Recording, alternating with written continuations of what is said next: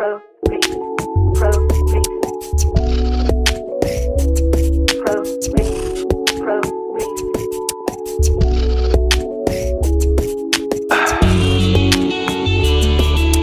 Lee. Yeah. No. All right, what's up, YouTube fam? I'm gonna keep it real simple because my son wakes up and he all of a sudden he want to stay up. Now, let me sip my drink.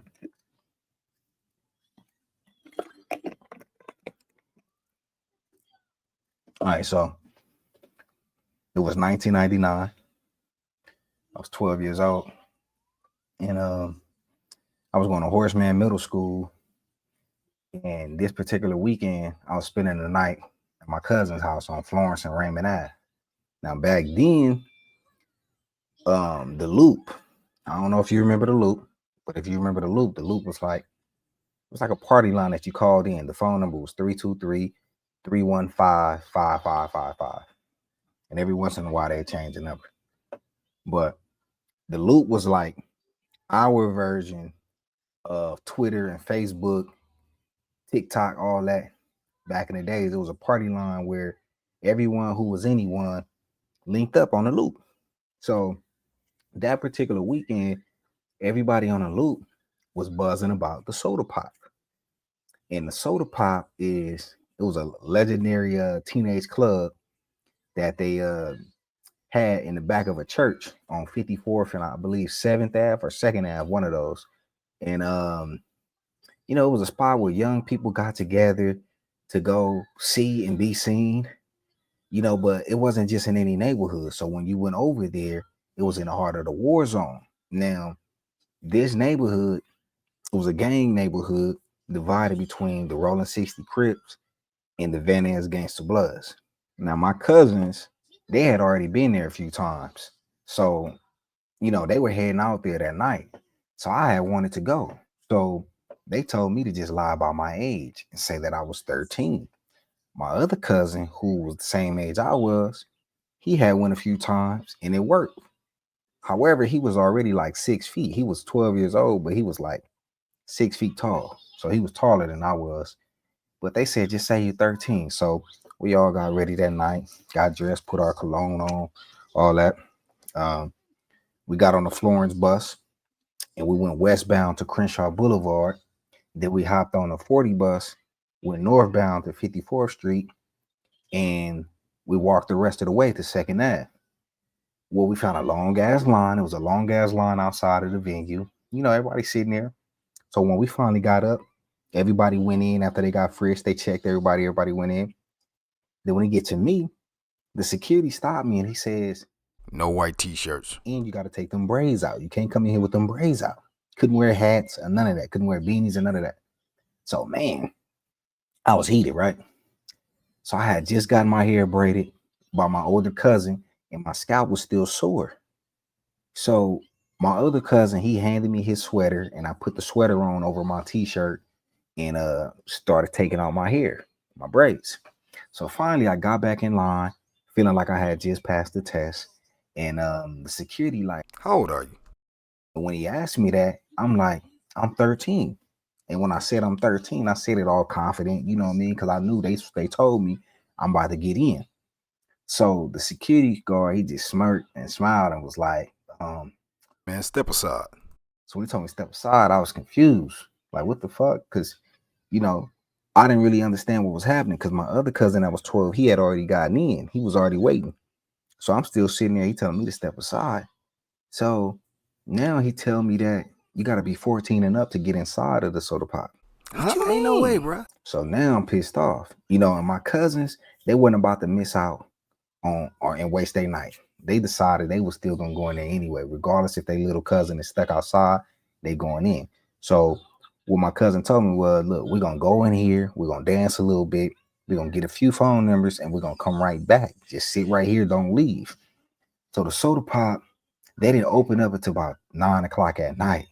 So it was already dark. It was already too late. You know what I'm saying? For me, who was already too young to be stranded on that side of town, out of bounds. So what makes it worse was the security, they wouldn't even let me stand in front of the venue. So they told me, hey man, you gotta keep walking. so that's when it really hit me. Like, I didn't even remember how to get home. I didn't even know how to get home. And as I walked towards Second Ave, a car sped by and they slowed down and somebody yelled out in the window, What's up, blood? Fuck Crips. you get what I'm saying? And I'm like, oh, hell no. And I said, oh, hell no, because I knew it was some Bloods because they was dissing the Crips, talking about fuck Crips, right? So they started circling back. I saw their car hit a U-turn down on like 4th Ave and 54th, and they started heading back towards me. So I ran across the street and I seen a heavyset dude drinking at the bus stop. And he called out. He was like, Hey, little homie, I'm OG Fat Rat from Rolling 60 Crib. them Bloods right there, they been tripping all night. So it's high right here in this building behind me. You good? Right behind the bus stop, it was an abandoned building. So I had climbed through the window and I just kind of dug down inside of the building right there in front of the bus stop. So, I didn't even think twice, right? So seconds later, the car pulled up and they was like, hey, what's up, blood? You see a little nigga run through here?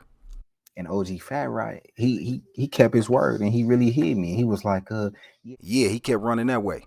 So the car drove off. So when the car drove off, he was just talking to me. He was like, where you live? And I told him where I needed to go. And he shook his head and he was like, damn. He was like, you way out of bounds. He was like, in 10 minutes, you're going to take off running towards Crenshaw, the bus stop. He was like, don't stop. Don't stop until you get up there because the 40 bus stopped running at 10 o'clock. And he was like, after that, you fucked up. You're going to be stuck. So 10 minutes later, I sprinted like my life depended on it because it did. So I was tired and out of breath, but I made it all the way up to Crenshaw. And just in time, the 40 bus had rolled up and I saw it coming on 52nd and Crenshaw. So I just ran across the traffic. Phew.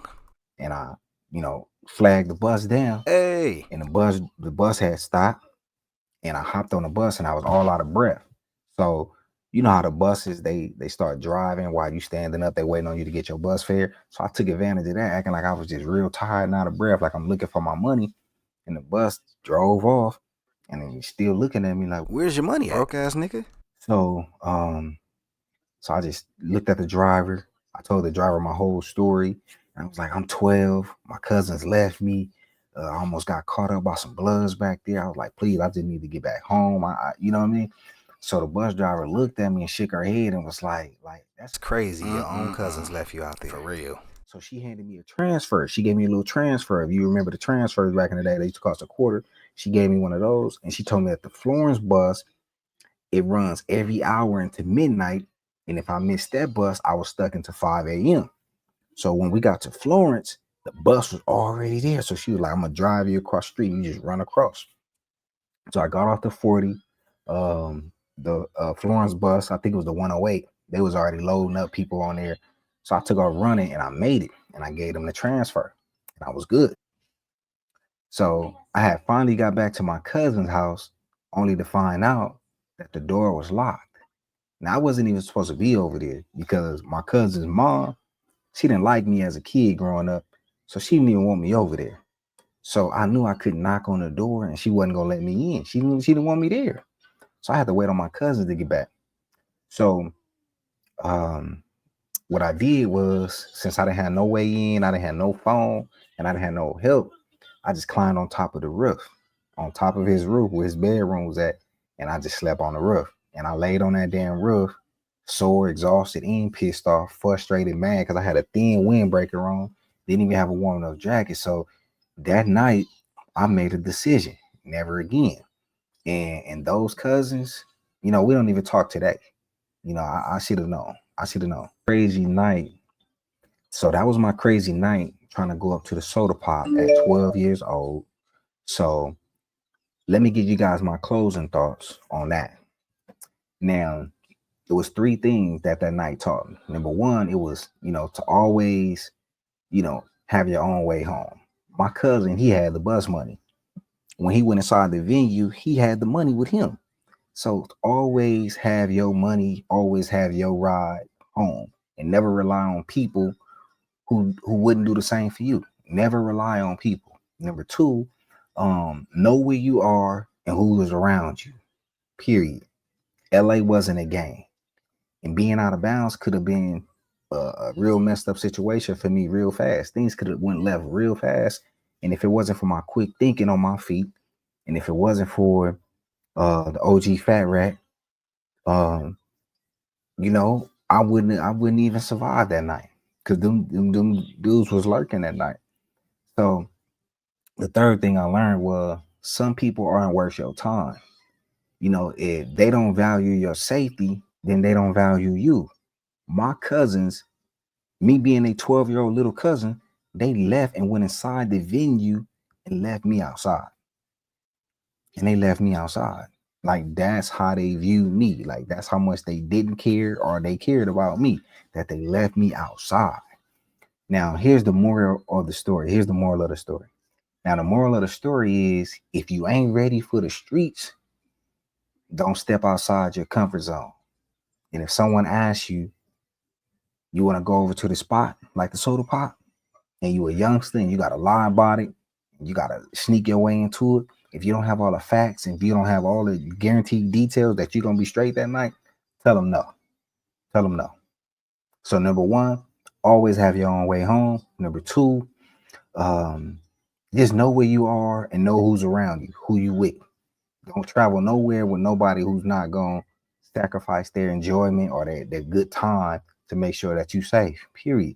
And number three, just know that some people ain't worth your time. Some people are not worth your time. So that's going to conclude, you know, my story time tonight. The night I got lost at the soda pop, a night I'll never forget. You know, so hopefully y'all can take this story time, apply it to your life. And it's for the youngsters. All right, till next time, hit that like and subscribe button. Watch all my videos. I'm going to keep these story times coming. And I'm going to be dropping some more information on my Patreon. So I got a Patreon where you can get onto my Patreon. I'm going to be giving a lot of free game on how to build your credit, how to build business credit, how to trade stocks and invest, the 50-30-20 saving method that I use to save money, you know, all type of game. You know what I'm saying? Everything you need. So it's going to be a community where we come together. So I'm going to be dropping that down in the descriptions and stuff like that. So that's going to conclude my story time tonight. And until next time, ask Sylvester Lee.